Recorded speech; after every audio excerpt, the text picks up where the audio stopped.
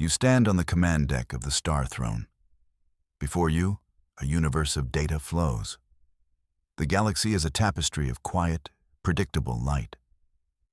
But today, something is wrong. An alert blinks at the edge of the screen. And known space.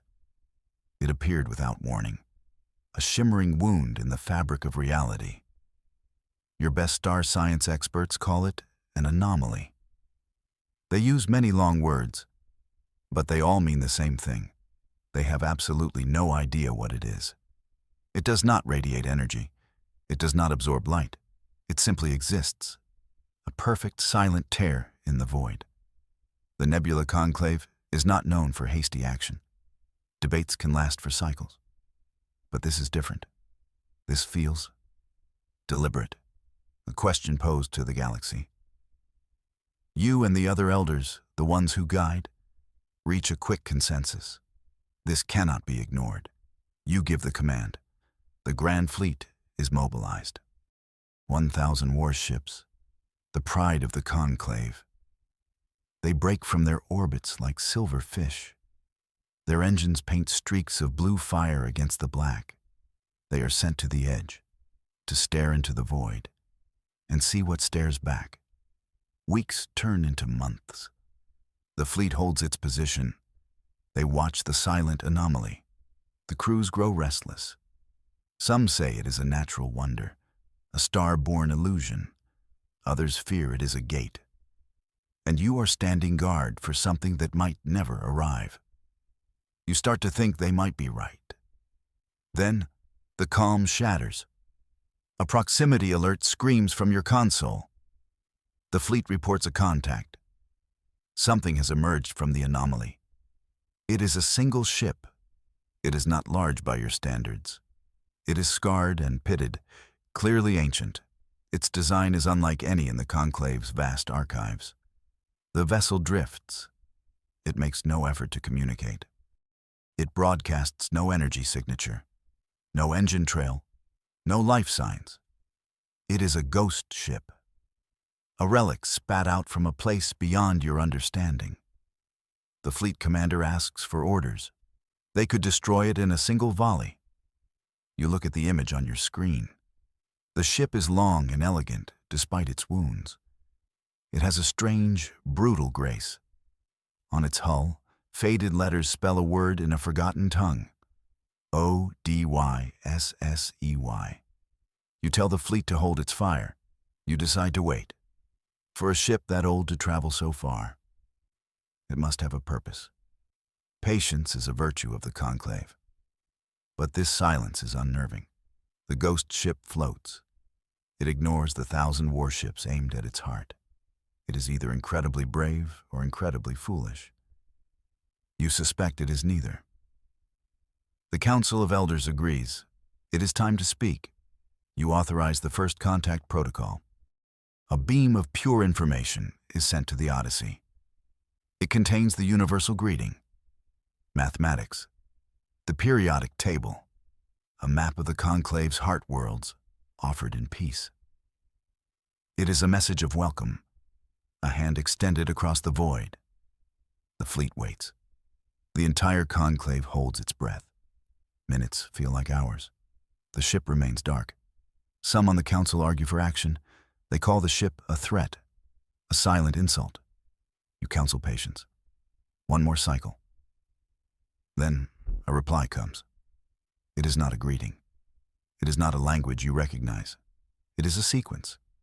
Prime numbers spiraling outward, followed by the constants of the universe. Pi dollars, the speed of light, Planck's constant.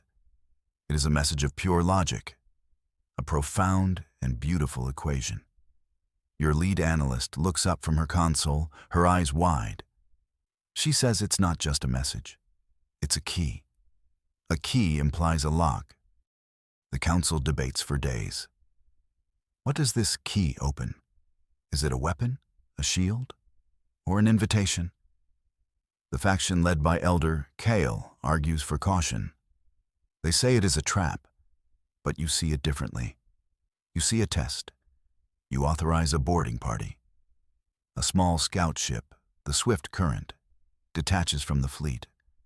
It approaches the Odyssey with caution. Its docking clamps search for a purchase on the ancient hull. The ghost ship is still silent. But as the scout gets closer, an airlock opens, as if it were expecting them. The boarding party enters. Their helmet cameras feed directly to your command center. The air inside is thin but breathable. The corridors are dark. Emergency lights flicker, casting long, dancing shadows. There are no bodies, no signs of struggle. It is a tomb. They reach the bridge. It is a vast, circular room. A single chair sits before a dark view screen, and in the center of the room, a pillar of soft blue light. It pulses with a gentle rhythm. As the team approaches, a voice echoes in their helmets. A voice that is old and calm, a voice that is not biological. It says, "Welcome, children of the stars. I have been waiting." The voice identifies itself as Tiresias. It is the ship's governing intelligence, an artificial mind of immense complexity. The boarding party commander asks to speak with the crew, to meet the creators of the Odyssey. There is a pause. The blue light seems to dim for a moment. "My creators are gone," Tiresias says. The voice carries no sadness, only a profound sense of emptiness. They turned to dust long ago. I am all that is left of them. The AI explains that its makers were called humanity, a species that rose to greatness in a distant arm of the galaxy. A species now extinct, it has journeyed for millennia, across galaxies, through the void between star clusters, a lonely pilgrimage through time. The anomaly was its final doorway, a shortcut carved through space-time with power you can barely comprehend. The journey has taken its toll on the Odyssey. The ship is dying, but the AI is resolute. It has a mission, a sacred duty given to it by its long-dead masters. It has come to deliver their final message, their last will and testament. It has come to give you a gift and a warning. The boarding party stands in silence, humbled by the scale of the AI's journey and the weight of its purpose. The council is summoned. The feed from the Odyssey is broadcast to every elder. Tiresias speaks to you all. It offers the Conclave a gift beyond price. It calls this gift the inheritance. It is the sum total of human knowledge, science, article philosophy, technology, everything humanity ever learned. My creators saw the patterns in the star science, Tiresias explains. They foresaw a coming darkness, a threat that would consume the galaxy. They did not have time to save themselves. But they had time to prepare a message, a package of knowledge to give their successors a chance, a fighting chance. Tiresias projects a star map into the conclave chamber. It shows your galaxy, but it also shows a shadow, a creeping stain spreading from the galactic core. This is the threat, the AI says, a force that hunts for life. It is coming, and you are not ready. The offer is staggering, to leapfrog your civilization forward by 1,000,000 years, to understand the deepest secrets of the universe. But the price is accepting the burden of a forgotten war. The weight of this inheritance is heavy. It could save you, or it could crush you. The conclave chamber erupts in debate. The offer from Tiresias has split the council in two. One faction, led by the elder, Lyra, sees a miracle, a chance to ascend, to become guardians of the galaxy. This is a gift from the past, she argues. We must accept it with grace. But Elder Kale and his followers see a threat. This is a poisoned chalice, he declares. His voice booms through the chamber. Humanity failed. Their knowledge led them to ruin. Why should we believe it will save us? He fears the technology. He says it will corrupt your culture, turn you into something you are not. The debate rages for days. You listen to both sides. Kyle speaks of tradition, of the slow, steady path of progress. He warns that humanity's power could tear the conclave apart. Lyra speaks of survival. She argues that tradition is meaningless in the face of extinction. Would you rather die as you are, she asks, or live as something more? You are the deciding vote. The fate of the conclave rests on your shoulders. Accept the gift, and you risk a civil war over its control. Refuse it, and you risk facing a galactic threat utterly unprepared. Kale's people talk about the risk of humanity's hubris, a reasonable fear, especially since you haven't seen any proof this darkness is even real. As if summoned by your doubt, an alarm sounds, not from the fleet, but from inside your own territory. An urgent report from the Viridian system. A rogue asteroid, the size of a small moon, has shifted its orbit. It is now on a direct collision course with a colony world. A world with 4 billion souls. Your fleets can reach it, but they cannot stop it. Their weapons might crack it into a dozen smaller pieces. A shotgun blast that would still scour the planet clean. Evacuation is impossible. There is not enough time. Panic begins to spread through the conclave. Kyle looks at you, his eyes saying, "See? The universe provides its own tests. We do not need foreign ghosts." Then Tiresias speaks. Its voice cuts through the chaos in your command center. "Allow me to demonstrate." Before you can even reply, the Odyssey acts. Its ancient hull glows with a soft, golden light. A beam, no, a wave of focused gravity, projects from the ship. It crosses interstellar distances in an instant. On the screen, you watch in disbelief. The rogue asteroid shudders. It does not break. It does not explode. Its trajectory simply bends. The wave of gravity gently nudges the mountain of rock onto a new, harmless path. It will miss the colony by millions of kilometers. The entire event took less than 10 seconds. The conclave is silent. Even Kale has no words. Just a new kind of fear in his eyes. The demonstration should have united the council. Instead, it deepens the divide. The power to move moons with a thought. It is the power of gods. Lyra and her faction are ecstatic. They see proof of salvation. "We must accept," she proclaims. "With this power, we can face any threat." But Kale's faction is more terrified than ever.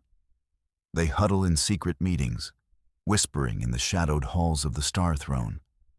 They see a power too great for any one group to wield. If the conclave controls this, Kyle argues to his followers, what stops us from becoming tyrants? What stops one elder from seizing it all? They don't believe the story of the coming darkness. They believe it is a trick, a lie created by the AI to make you dependent, a way for humanity's machine ghost to take control. The ship is the threat, Kyle insists. It neutralized the asteroid. It could neutralize our fleets, our worlds. It must be controlled. You hear the rumors. You see the growing paranoia. Kyle's people are no longer just arguing. They are plotting. They are gathering allies among the fleet commanders. They believe they are saving the conclave from a terrible mistake. They are preparing to take the Odyssey by force. They think it's the only way to protect their future. They can't see they are about to start a war to prevent one. You try to reason with Kale. You summon him to your private chambers. You present the logic, the evidence, the sheer insanity of attacking a ship that can move asteroids. It did not destroy the rock, Kale, you plead. It showed restraint. It is not a weapon of war. Kale's face is a mask of grim certainty. It showed it could be.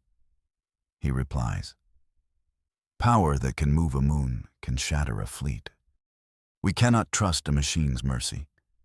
We cannot trust a dead race's ghost." He leaves your chambers. You know you have failed. The betrayal is coming. It happens without warning. A third of the Grand Fleet, ships loyal to Kale, turn their weapons on the Odyssey. They fire without a formal declaration of war. Lances of plasma and coherent light strike the ancient ship's hull. The attack is sudden and brutal. They hope to cripple it before it can react. On the bridge of the Odyssey, the boarding party is thrown to the floor. Alarms blare. Red lights flash. The calm voice of Tiresias fills the air. The Conclave has made its choice. The blue light in the center of the bridge intensifies. I must defend myself. The attack was meant to be a swift execution. It has just become a terrible mistake. The attacking ships press their assault. Their commanders are confident. The Odyssey is old. It is damaged. It should be easy prey. But the ship does not return fire. It does not raise shields. The energy blasts simply vanish. They splash against the hull and are absorbed without a trace. Then the Odyssey changes. Sections of its scarred hull retract. Panels slide away. New structures emerge from within. The long, elegant ship transforms. It becomes something more angular, more menacing. Thousands of small ports open along its length. It is not a relic.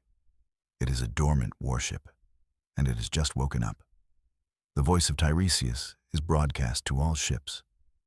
Cease your attack. This is your final warning. Kale's commander laughs. Fire everything, he orders.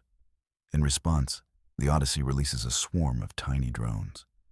They move faster than any missile. They are too small to target. The drones do not carry explosives. They land on the attacking ships. They emit a precise electromagnetic pulse. One by one, Kyle's warships go dark. Their engines die. Their weapons fail. Their lights go out. They are left adrift, perfectly unharmed, but completely disabled. The battle is over in minutes. The Odyssey has defeated a third of the Grand Fleet without firing a single shot. The rest of the Grand Fleet stands down, stunned into silence. Kale is taken into custody, his mutiny a catastrophic failure. On the main view screen, an image appears. It is sent from Tiresias. It is not a star map this time. It is a recording. From humanity's final days. You see cities of impossible beauty. Then you see the swarm.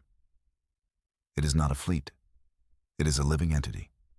A cloud of black, parasitic machines that blot out the stars. It descends on a human world. It consumes everything. Metal, rock, biomass, energy. It strips the planet down to its molten core in a matter of hours. This is the swarm, Tiresias says, its voice heavy with the echoes of loss. The eater of worlds. The reason my creators are gone. The AI explains that the swarm is not truly alive. It is a self-replicating weapon, created by some long-forgotten race and left to run rampant. It follows the energy signatures of advanced civilizations. It is a filter, a galactic predator that culls any species that grows too bright. Humanity fought them, Tiresias continues. We held them off for 1,000 years.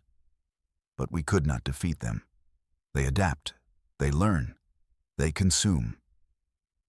The AI shows you the swarm's path. It is heading directly for Conclave space, and it is much closer than you believed. The chilling truth lands in your heart. The demonstration with the asteroid was not a threat. It was a lesson. The swarm arrives. It does not enter through an anomaly. It simply appears at the edge of your sensor range, a growing blot of darkness against the star fields. It is larger than any fleet, larger than a nebula, a tide of hungry mouths moving at impossible speeds. Your patrols are the first to vanish. One moment they are reporting contact, the next, only silence. You order the Grand Fleet to intercept, all of it. The loyal ships and Kale's now restored vessels, united by a common terror. They form a defensive wall. Thousands of ships ready to fight for their home. They fire everything they have. A storm of energy and matter is thrown at the approaching darkness. It has no effect. The swarm absorbs the blasts. It parts around torpedoes like smoke. Then it hits your line. It is not a battle. It is a harvest. The swarm doesn't fight your ships. It dismantles them. Tiny, bladed machines tear through hulls. They drain power cores. They reduce warships to scrap metal in seconds. Your fleet is annihilated, not defeated, erased. The reports stop coming because there is no one left to report. The swarm flows past the debris, undeterred. It is heading for your core worlds. For the Star Throne itself. All your power, all your pride, all your history. It means nothing to the coming tide. You have failed. As despair settles over your command center, a single ship moves to face the swarm. The Odyssey. It flies directly into the path of the all-consuming cloud. Humanity did not just build weapons, Tiresias broadcasts to you. We built answers. The Odyssey does not fire beams of energy. It fires information. It projects complex algorithms into the swarm's hive mind. It rewrites their targeting data. It feeds them ghost signals, leading them on chases into empty space. It turns their own network against them. It is a tactic you could never have imagined. A war fought with logic instead of light. The swarm, for the first time, hesitates. The cloud churns in confusion. It cannot understand this new form of attack. The Odyssey weaves through the chaos. It deploys gravity weapons, not to destroy, but to contain. It creates pockets of warped space-time, trapping sections of the swarm in temporal loops. It is a beautiful, deadly dance. But the Odyssey is one ship against an ocean. For every part of the swarm it tricks or traps, 1,000 more press on. The ancient ship is taking damage. Its systems are failing. It is buying you time. But the cost is its own life. Humanity's last echo is sacrificing itself to protect you, to protect strangers it never met. The Odyssey is dying. Its hull is breached in 100 places. Its power core is unstable. But its mission is not yet over. With its last reserves of energy, it sends one final, massive transmission. It is not aimed at the swarm. It is aimed at you, at the heart of the Conclave. It is the inheritance. All of it. Everything Tiresias promised. Humanity's science, their culture, their history, and most importantly, all their knowledge of the swarm. Strategies, weaknesses, blueprints for the weapons you will need to build. It flows into your systems, a tidal wave of data, a gift of hope from the dead. My journey ends here, the voice of Tiresias says. It sounds tired. Humanity's legacy is now yours. The torch is passed. Survive. On the view screen, the Odyssey glows with a final, brilliant light. The AI overloads its core. The resulting explosion is not an attack. It is a carefully shaped blast of pure energy. It vaporizes the leading edge of the swarm. A final, defiant act. The swarm recoils from the blast. It is confused, damaged. For the first time, it seems to halt its advance. It gives you a reprieve, a moment to breathe, a chance to learn, a chance to fight back. You look at the data flooding your screens. You are no longer the Conclave. You are the inheritors of humanity's will, their last, best hope, and you will not let their sacrifice be in vain.